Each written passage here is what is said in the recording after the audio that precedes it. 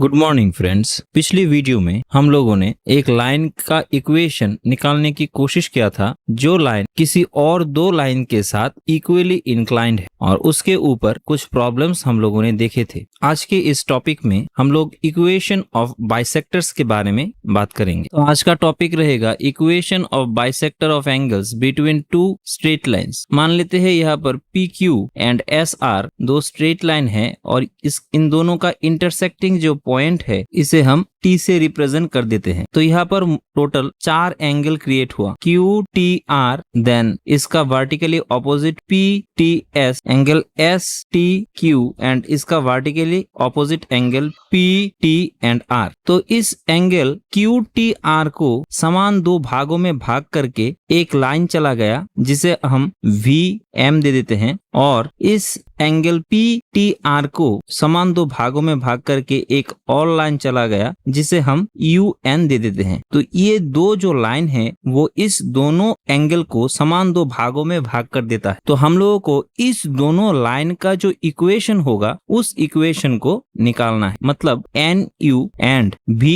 M इन दोनों line का जो इक्वेशन है उस इक्वेशन को निकालना पड़ेगा। तो कैसे निकाल सकते हैं देख लेते हैं। मान लेते हैं यहाँ पर एंगल क्यू टी आर जो है वो थीटा एंगल क्रिएट करता है। तो सिंस एम भी जो लाइन है वो एंगल क्यू टी आर को समान दो भागों में भाग कर देता है, देयरफॉर यहाँ से हम लोग लिख सकते हैं क्यू टी भी इक्वल्स टू आर टी भी इक्वल्स टू थीटा बाई 2। ये एक हो गया। अब हम लोगों ने बोला था कि एन यू जो लाइन है वो एंगल एस टी क्यू को समान दो भागों में भाग कर देता है। अब एंगल मतलब angle S T N equals to angle N T Q हो जाएगा। अब angle S T Q plus angle Q T R ये दोनों एंगल मिलके हो जाता है 180 डिग्री, क्योंकि ये लीनियर पेयर क्रिएट करता है। जहां पर एंगल क्यू टी आर का वैल्यू था थीटा, हम लोगों ने यहाँ से चूज कर लिया था। तो एंगल एस टी क्यू का वैल्यू हो जाएगा 180 डिग्री माइनस थीटा। मतलब ये पूरा जो वैल्यू आएगा वो आएगा 180 डिग्री माइनस थीटा। तो सिंस एन यू जो लाइन है वो एंगल एस टी क्यू को समान दो भागों में भाग कर देता है, देयरफॉर यहाँ से हम लोग लिख सकते हैं एंगल एस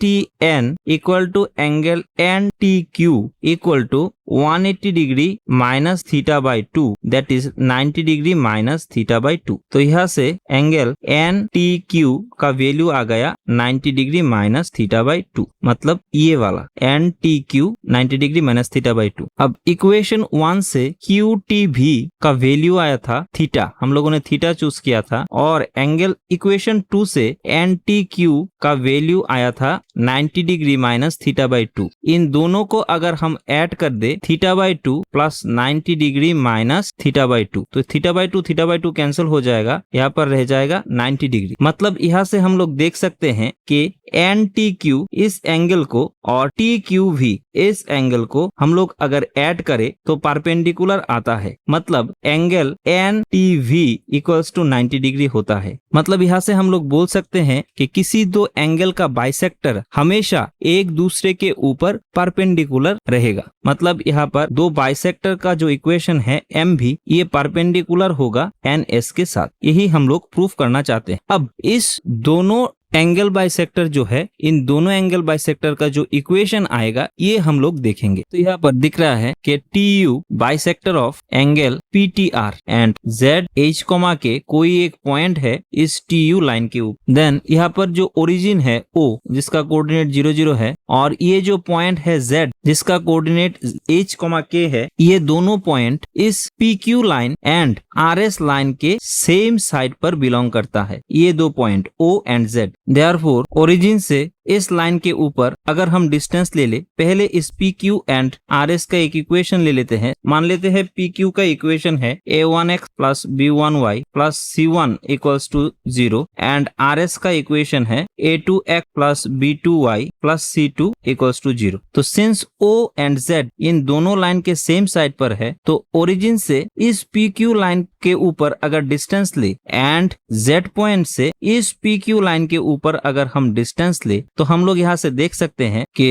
इस a1 x plus b1 y plus c1 पर ओरिजिन का कोऑर्डिनेट बिठा दे तो आ जाएगा 0 into X plus 0 into Y plus c1 equals to 0। तो यहाँ से c1 एंड अगर z का कोऑर्डिनेट इस पॉइंट में बिठा दे मतलब a1h plus b1k plus c1 इन दोनों का जो सिंबल आएगा वो सेम होगा, सेम सिंबल। सिमिलरली ओरिजिन से RS जो लाइन है इसके ऊपर हम लोग बिठा दे तो आ जाएगा a2 into 0 plus b2 into 0 plus c2 ये जो डिस्टेंस आएगा एंड z पॉइंट से सिमिलरली RS के ऊपर बिठा दे तो a2h plus b2k plus c2 इन दोनों का सिंबल सिमिलर आएगा मतलब c2 and a2h plus b2k plus c2 similar symbol का होगा। तो since c1 and c2 same symbol का है तो ये दो इक्वेशन भी सेम सिंबल का ही आएगा। तो इक्वेशन 1 एंड 2 से हम लोग कंक्लूड कर सकते हैं कि a1h plus b1k plus c1 and a2h plus b2k plus c2 same symbol का होगा। अगर प्लस है तो प्लस और दूसरा वाला माइनस है तो दूसरा वाला माइनस। और हम लोग यहाँ से दिख रहे हैं कि इस Z पॉइंट से इस दोनों लाइन के ऊपर ये परपेंडिकुलर है। तो Z पॉइंट से अगर हम परपेंडिकुलर डिस्टेंस ले दोनों लाइन के ऊपर तो हो जाएगा a1h plus b1k plus c1 by root over a1 square plus b1 square equals to and Z से RS के ऊपर डिस्टेंस ले तो आ जाएगा a2h plus b2k plus c2 by root over a2 square plus b2 square. अब आप लोग देखिए इन triangle ATZ and triangle BTZ के ऊपर यहाँ पर जो angle TAZ equals to angle TBZ equals to 90 degree है एंड TA कॉमन है। तो RHS प्रॉपर्टी से हम लोग यहाँ पर दिखा सकते हैं कि AZ इक्वल्स टू BZ हो जाएगा। तो AZ का वैल्यू था ये a1h plus b1k plus c1 by root over a1 square plus b1 square and BZ का इक्वेशन था मतलब Z से RS लाइन के ऊपर तक डिस्टेंस ये a2h plus b2k plus c2 by a2 square plus b2 square. Since यहाँ पर हम लोगों ने दिखाया कि AZ एंड BZ इक्वल है तो यहाँ पर ये भी इक्वल हो जाएगा। इसे हम इक्वेशन A दे देते हैं तो ये हो जाएगा एक बाइसेक्टर का इक्वेशन। सिमिलरली अगर पॉइंट Z' को कंसीडर करें और ओरिजिन को ले ले अब यहाँ पर हम लोग TB बाइसेक्टर जो है इसको अगर हम कंसीडर करें TB बाइसेक्टर एंड इस TB बाइसेक्टर पर हम लोग दिख रहे हैं कि Z' एक पॉइंट है अल्फा कोमा बीटा जिसका कोऑर्डिनेट है। तो यहाँ से हम लोग देख सकते हैं कि ये Z' पॉइंट एंड ओरिजिन जो पॉइंट है वो PQ जो लाइन है मतलब ये वाला इस लाइन के सेम साइड पर है। आप लोग देख सकते हैं अगर ये देखिए यहाँ पर ओरिजिन जो है और यहाँ से ये जो पॉइंट है वो इस PQ लाइन के सेम साइड पर है। इसलिए इस PQ लाइन के इक्वेशन में अगर ओरिजिन का पॉइंट एंड Z' का पॉइंट हम लोग बिठाए तो इक्वेशन का जो सिंबल आएगा वो सिमिलर हो जाएगा। मतलब इस PQ लाइन का equation a1x plus b1y plus c1 के जगह पर अगर हम ओरिजिन बिठाए तो c1 का symbol and a1 alpha plus b1 beta plus c1 का जो सिंबल आएगा वो सिमिलर आ जाएगा। पर इस लाइन RS को कंसीडर SR को कंसीडर करें तो आप लोग देख सकते हैं ओरिजिन एक साइड पर है और Z' दूसरे साइड पर है। तो ऐसे कंडीशन में अगर हम जो SR का इक्वेशन है a2x plus b2y plus c2 equals to 0 इसमें अगर ओरिजिन को बिठाए तो c2 का symbol and a2 alpha plus b2 beta plus c2 का सिंबल ऑपोजिट आएगा। अब since c1 and c2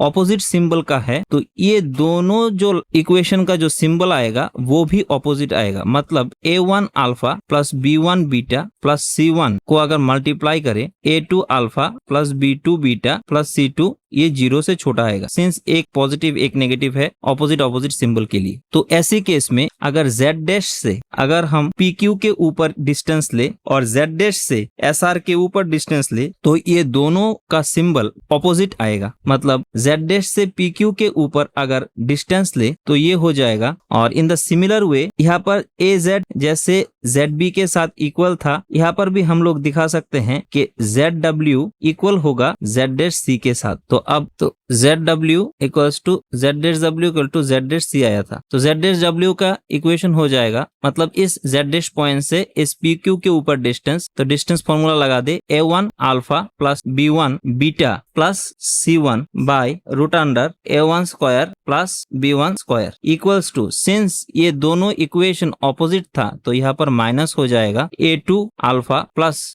B2 beta plus C2 by root under A2 square plus B2 square. अब अल्फा बीटा एंड एच के की जगह पर ये तो स्पेशल कोऑर्डिनेट था, स्पेशल केस के लिए अगर इन जनरल हम लोग XY चूज कर ले तो यहाँ पर जो इक्वेशन होगा वो हो जाएगा A1x plus B1y plus C1 by root under A1 square plus B1 square, इसको इक्वेशन B दे देते हैं, इक्वल्स टू, इसको जस्ट कॉम्बिनेशन कर रहे हैं A2x plus B2y plus C2 by root under A2 square plus B2 square. यही हो जाएगा दो बाइसेक्टर्स का इक्वेशन। तो आशा करता हूँ आप लोग अच्छे से समझ गए होंगे। तो आप लोग यहाँ से देख सकते हैं, यहाँ पर ये जो एंगल है QTR ये 90 डिग्री से छोटा लगता है, मतलब एक्यूट है, और PTQ जो है वो 90 डिग्री से बड़ा लगता है, मतलब ये ऑब्ट्यूस है। तो ये जो बाइसेक्टर दो होंगे, एक हो जाएगा एक्यूट एंगल बाइसेक्टर और दूसरा हो जाएगा ऑब्ट्यूस एंगल बाइसेक्टर। तो इन दोनों बाइसेक्टर को कैसे निकालते हैं, एक्यूट और ऑब्ट्यूस एंगल बाइसेक्टर, इसका भी एक प्रोसेस है। तो इसके लिए पहले हम दो इक्वेशंस को लिख लेते हैं, A1x plus B1y plus C1 equals to 0 and A2x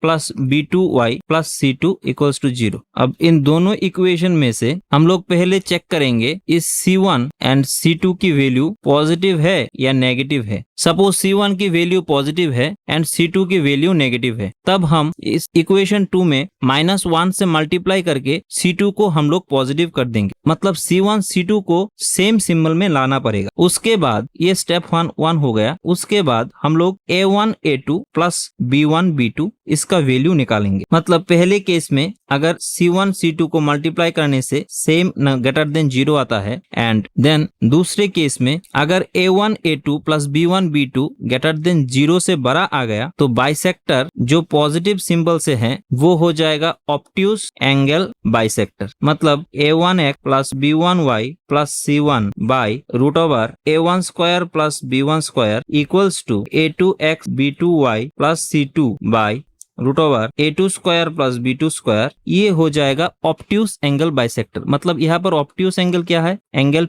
PTR, इस एंगल का बाइसेक्टर। और अगर A1 A2 plus B1 B2 0 से छोटा हो गया तो बाइसेक्टर ऑफ नेगेटिव साइन जो है वो हो जाएगा एक्यूट एंगल बाइसेक्टर। मतलब A1x plus B1y plus C1 by root under A1 square plus B1 square equals to minus A2x plus B2y plus C2 by root under A2 square plus B2 square, ये हो जाएगा acute angle bisector का equation. मतलब TB का equation ये हो जाएगा और TU का इक्वेशन ये हो जाएगा। आशा करता हूँ समझ गए होंगे। थोड़ा सा लंबा हो गया लेकिन ये बहुत इंपॉर्टेंट था। इसको एक्यूट एंड ऑब्ट्यूस एंगल को निकालने का और एक सिस्टम है, ये हम लोग नेक्स्ट वीडियो में देखेंगे। हाँ, और सिमिलरली अगर A1 A2 plus B1 B2 0 से छोटा आ जाता है तब पॉजिटिव आने से ये एक्यूट एंगल बाइसेक्टर हो जाएगा और नेगेटिव आने से ये ऑब्ट्यूस एंगल बाइसेक्टर हो जाएगा। मतलब इसका पूरा उल्टा हो जाएगा। तो आज यहीं पर हम लोग खत्म कर देते हैं। Thank you, good bye.